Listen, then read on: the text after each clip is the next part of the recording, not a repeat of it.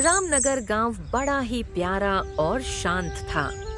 यहाँ रघु नाम का गरीब मगर ईमानदार किसान अपनी पत्नी सुनीता और बेटे के साथ रहता था।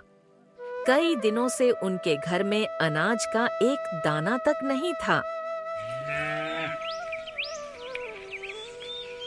अरे भैया, पकड़ पकड़, ये बहुत तेज दौड़ता है। पकड़ा पकड़ी में तो तू हमेशा हारता है।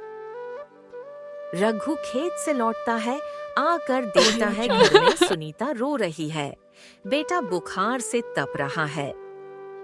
सुनीता, ये क्या हुआ? हमारा बेटा का बुखार से बदन तप रहा है। भूख और कमजोरी से बुखार आ गया है रघु। अब तो जान निकल जाएगी।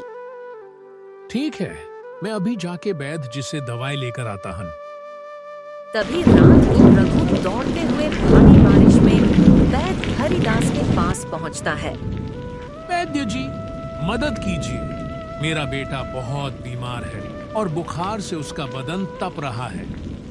नई दवाई है लेकिन महंगा है। मेरे पास देने को एक पैसा नहीं है, दया कर दीजिए। ठीक है, ले जाओ, भगवान तुम्हारे बेटे को ठीक करे।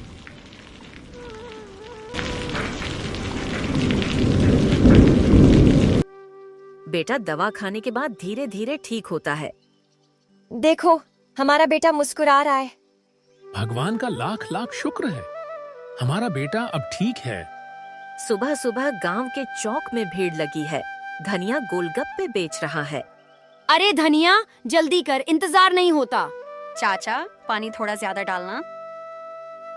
लो बच्चू, तुम्हारे लिए स्पेशल।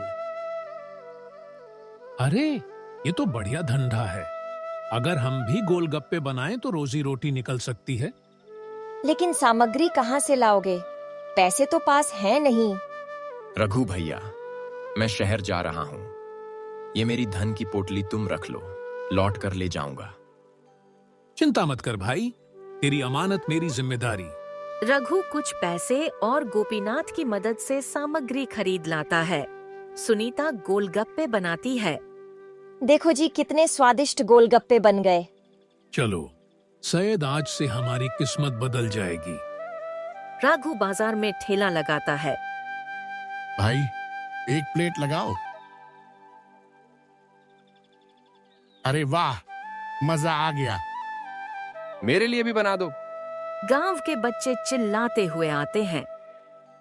ओ रघु काका, मुझे 10 गोलगप्पे चाहिए। और मेरे लिए थोड़ा ज्यादा पानी डालना। इतने स्वादिष्ट गोलगप्पे तो मैंने कभी नहीं खाए। कल फिर आऊंगा रघु।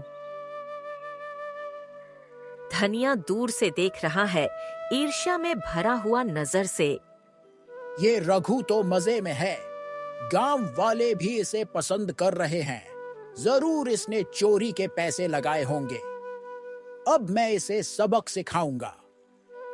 रात को धनिया गोलगप्पों के पानी में दवा मिला देता है।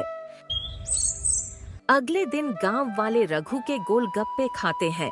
अचानक पेट दर्द से तड़पने लगते हैं। अरे, बहुत दर्द हो रहा है।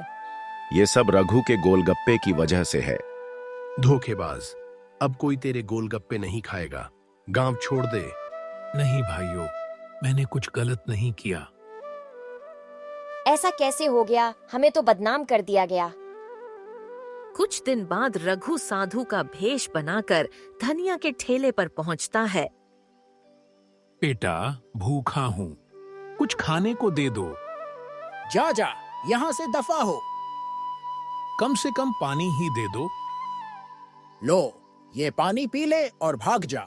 रघु पानी लेता है और मौका देखकर वही दवा धनिया के गोलगप्पे में डाल देता है। गांव वाले धनिया के गोलगप्पे खाते हैं और चिल्लाने लगते हैं। अरे, पेट में दर्द हो रहा है। ये क्या किया धनिया? नहीं नहीं, ये कैसे हो गया? तभी साधु बने रघु भेष उतारते हैं। गांव वालों, असली सच ये है, मेरे गोलगप्पों में जहर मैंने नहीं, धनिया ने मिलाया था। हाँ, मैंने जलन में आकर ये सब किया। मुझे माफ कर दो। रघु, हमें तुम पर शक नहीं करना चाहिए था। अब तुम वापस गांव में रहो और गोलगप्पे बेचो। देखो जी, सब फिर से हमारा साथ दे रहे हैं। धन्यवाद भाइयों बहनों। इस तरह सच की जीत हुई। शिक्षा यही है कि मेहनत और ईमानदारी से ही सम्मान मिलता है, जबकि लालच और जलन हमेशा बर्बादी लाती है।